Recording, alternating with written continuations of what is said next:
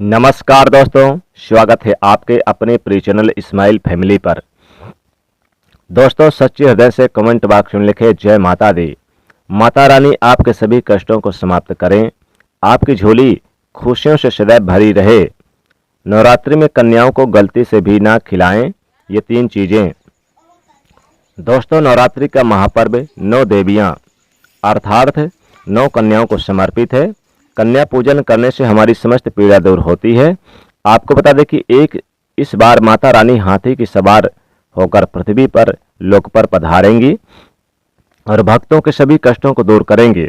जब जब माता रानी हाथी पर सवार होकर आती हैं, तब तब धरती पर फूल खिलते हैं और खूब वर्षा होती है तथा हरियाली की उत्पत्ति होती है और जीवन सुखमय हो जाता है।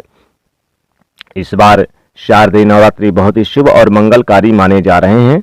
इस बार शारदीय नवरात्रि 15 अक्टूबर से शुरू होकर और 24 अक्टूबर को समापन होगा। ऐसे में दुर्गा विसर्जन का शुभ मुहूर्त रहेगा 24 अक्टूबर को, दशहरे के दिन। दोस्तों, महाअष्टमी का पावन पर्व इस बार 22 अक्टूबर को और महानवमी का पावन पर्व 23 अक्टूबर को मनाया जाएगा। ऐसे में आप अष्टमी और नवमी को इन दोनों तिथियों में कन्या पूजन अवश्य ही करें। शास्त्रों में 9 दिनों के नवरात्रि को बहुत ही शुभ और मंगलकारी माना जाता है और वहीं 8 दिनों की नवरात्रि को अच्छा नहीं माना जाता। ऐसे में 10 दिनों की नवरात्रि बहुत ही शुभ मानी गई है।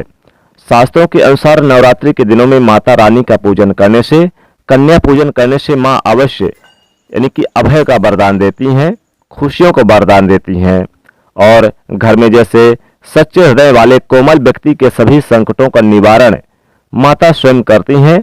माँ की उपासना से विनम्रता का विकास होता है। सभी कष्ट, दरिद्रता, दुख, गरीबी नष्ट हो जाते हैं। नवरात्रि में माता रानी का व्रत और पूजन किया जाता है, लेकिन नवरात्रि के दौरान सबसे ज्यादा महत्व होता है कन्या पूजन का। दोस्तों, माना जाता है कि व्रत और उपवास से माता रानी इतना प्रसन्न नहीं होती जितना कि कन्या पूजन से होती हैं। नवरात्रि में छोटी छोटी कन्याओं को माता रानी का स्वरूप माना जाता है।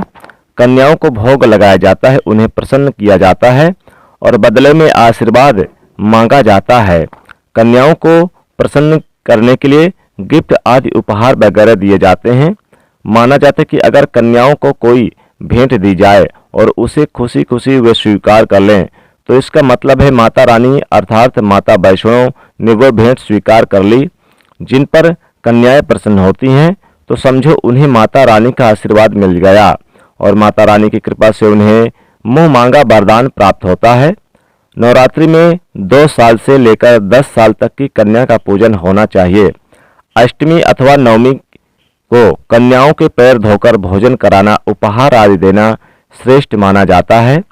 दोस्तों, कैसे करें स्वागत?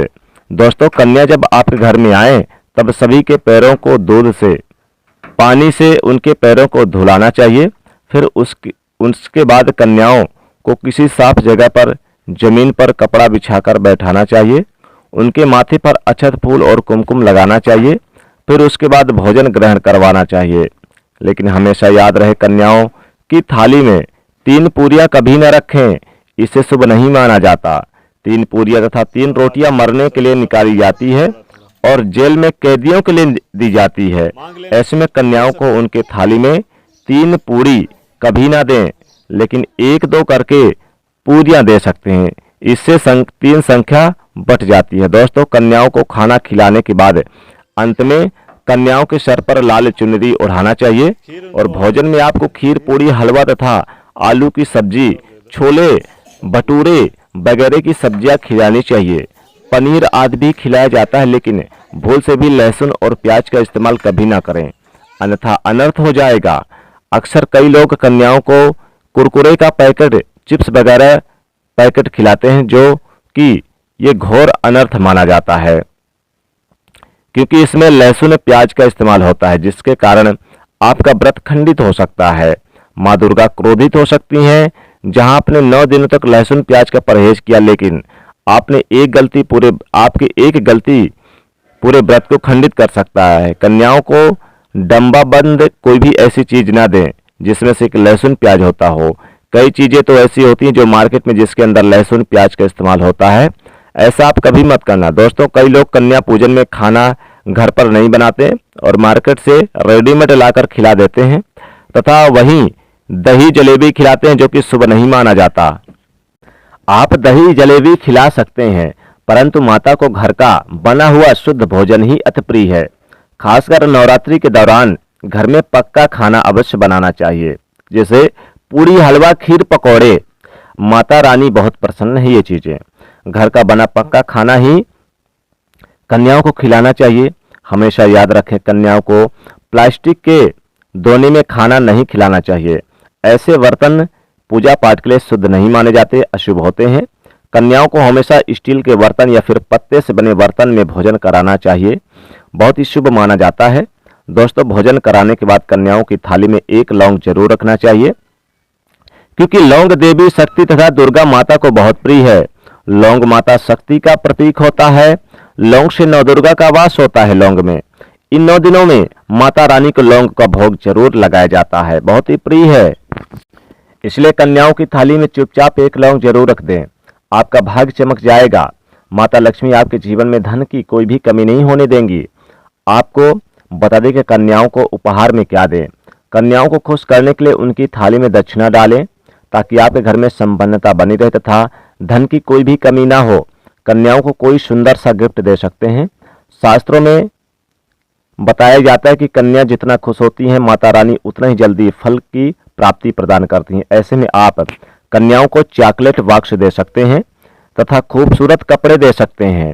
याद रहे, काले कपड़े ना दें और स्टील के बर्तन भी गिफ्ट के तौर पे दे सकते हैं। याद रहे, कन्याओं को लोहे का कोई भी सामान नहीं देना चाहिए। दोस्तों, जब कन्या अपने घर के लिए प्रस्थान करे तो उनके चरण जरूर छुएं। अपने मन में अपनी प्रार्थना को पूरा करें। सच्चे दिल से मांगी हुई मुराद माता रानी अवश्य पूरी करती हैं। दोस्तों, नवरात्रि के दिनों में अगर मिल जाए आपको ये संकेत, तो समझो माँ दुर्गा आपके घर में आ चुकी है। ये संकेत बताते हैं माँ दुर्गा आशीर्वाद आपको प्राप्त, माँ दुर्गा का आशीर्वाद प्राप्त होने वाला है आपको। तो आइए शुरू करते हैं, जानते हैं। दोस्तों, पहला संकेत, जब आप कलश स्थापना करते हैं तो जौ से निकली यानी कि हरियाली बहुत ही शुभ मानी जाती है। जो आप जो बोते हैं, अगर वो हरी हरी निकल आए, बड़ी हो जाए घास, तो बहुत ही शुभ माना जाता है। और दोस्तों, जौ से निकली हरियाली आपके भविष्य में होने वाले अच्छे और बुरे दोनों का संकेत देती है। ये सभी बातें हमारे आने वाले साल भविष्य को बताती है। यदि आप जौ बोए हैं और किसी कारण से नहीं उग पाए हैं, तो ये संकेत बड़ा मनहूस माना जाता है। कहा जाता है कि नवरात्रि में जौ अगर जो आप बोए हैं और सूख जाएं, तो ये अच्छा नहीं माना जाता, यानी कि अच्छा संकेत नहीं है। ये साल आपका खराब जाने वाला है तथा घर में कोई बीमारी आने वाली है, घर में हानि होने के संकेत है, क्योंकि आपने कोई ना कोई गलती ऐसी कर दी जिसके कारण आप अपने भक्तों के ऊपर माता रानी नाराज हो गई हैं। इसलिए माता से आप क्षमा याचना मांगे, भक्तों को अवश्य माफ कर देती हैं माता रानी। दोस्तों, यदि जौ हरे भरे हो जाते हैं तो यह शुभ संकेत होता है। इससे आने वाला समय आपका बहुत ही शुभ माना जाता है, धन लाभ होता है। 1 रुपए का सिक्का या चांदी का सिक्का जो आप जौ के बीचों बीच अगर मिट्टी में दबा दिया जाए, तो घर में सुख समृद्धि हावी होती है, माता रानी कृपा बरसती है, माता रानी माँ लक्ष्मी दौड़ी चली आती हैं। जौ के अंदर हमेशा 1 रुपए का सिक्का जरूर डाल के रखना चाहिए, ये बहुत ही शुभ माना जाता है। तो इस प्रकार से दोस्तों, आप लोग यानी कि कन्याओं को भोजन खिलाते समय इन चीजों का विशेष रूप से ध्यान रखिएगा। कन्याओं को गलती से भी ये चीजें ना दें, और कौन सी चीजें कन्याओं को खिलाना है, ये जो हमने आपको बताया है। तो दोस्तों, अगर आप भी माता रानी की कृपा पाना चाहते हैं तो वीडियो को लाइक जरूर करें, इसे सभी दोस्तों को शेयर करें और चैनल को सब्सक्राइब करें। जय माता रानी।